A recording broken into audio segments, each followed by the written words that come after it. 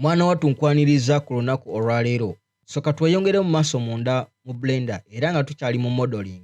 So kakasa nti nomaze okuactivatinga modeling. Oba omaze okuactivatinga modeling, olwaleero twagala tulabe ku tool endala ey'enkizo. Mwana wattu nga si ndala tugenda kubeera nga twetegereza tool gye bayita loop cut tool. Mwana wattu loop cut tool era ejja ne tool endala gye bayita slide tool. Tugenda kubeera nga tuziraba omulundi gumu. Bw'omala ogiactivatinga n'osemberera mesh yo, olaba nti nno egenda kubeera nga eprovidinga akabonero aka yellow. Kano akabonero kakulaga wa w'osobola okubeera nga osalira. Ekyokulabirako nti no wano olaba wensemberera kabeera nga kajja. Era bwenzira side za wano mwana wattu kabeera kagoberera kasa yange. So bw'oba oyagala kukonfaminga okusala, nyiga omulundi gumu. Omala okunyiga omulundi gumu olaba nti no osobola okubeera nga osala. Kati okwo okusala kw'oba osaze, awo oba okozesezza tool gye bayita loop cut nti osazeemu era olaba nti okusala kuno kwetooloola paka eno yonna ku mesh yo. Ekyokulabirako nti wano tukozesa cube, ensonga lwaki olaba nti okusala kwetoolodde cube yonna. So naye ate era eno tool ejja ne katuulo akalala ke bayita slide tool. Slide tool ekola etya? Bw'omala okusala omulundi gumu n'olemezaako omukono n'otata mouse yo, olaba nti osobola okuslidinga mwana wattu okusala n'okuteeka woba osiimye. Ekyokulabirako wano ewasemba nsobola okuteeka wano era ngenda kujja nsala omulundi gumu wano, olaba nti nsobola okuslidinga. Kati eyo mwana wattu ye loop cut slide tool. So pozi n'engeri endala loop cut tool eno ngeri gyekolamu. Singa najja wano n'ensala wano wansi bwe nti, ekyokulabira wano olaba line lumu lw'emaasaze. Wano wansi era waliwo ka menu akalaga nti nno osazeemu omulundi gumu. Wabula bumaze okusalamu omulundi gumu era bakulaga wano number of cuts ziri wano nti guno omulundi ogumu gwensaze wano nti nsobola okujja ne increasinga number ezo nga wemba njagadde. For example nti maze okuzincreasinga emirundi 6 era gye gino gyolaba wano nti wano nsazeewo emirundi 6. Ate wano wansi waliwo ne kye bayita smoothness. Smoothness eno determiningibwa nga tukozesa kye bayita fall off eno eri wano wansi. Biki bye tuba tusimuthinga?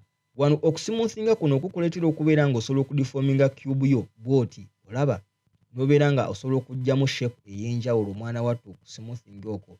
Ate ng'okyalina n'obusobozi okugenda eno okuincreasinga ku numbers zo eza cuts, mwana wattu n'obeera nga osobola okukola geometry nga nnungi nnyo okukamala. So ate wano wansi waliwo kye bayita factor.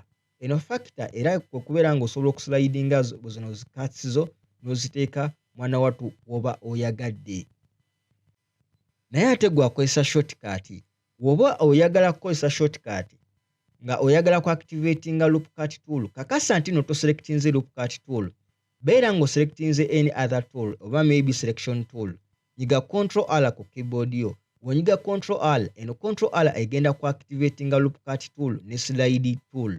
Era singa nsemberera mesh yange ojja kulaba nti no akabonero akayiro kajja ne kabeera nga kagoberera kasa yange yonna weba eri.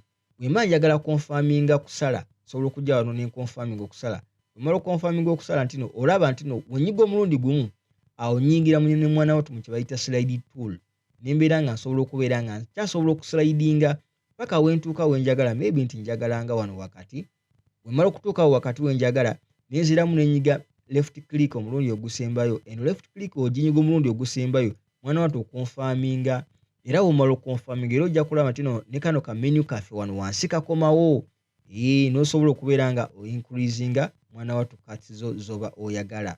Pozi n'ekirala era ng'onyize control R, waliwo n'obusobozi okubeera nga oba oyagala ku increasinga ku numbers eza cuts z'oyagala okubeera nga okola ku geometry yo, osobola okuscrollinga ka scroll wheel mwana wattu ku mouse yo n'osobola okwongeramu cuts z'oba oyagala nti osobola okuincreasinga oba okuzidecreasinga nga woba oyagadde.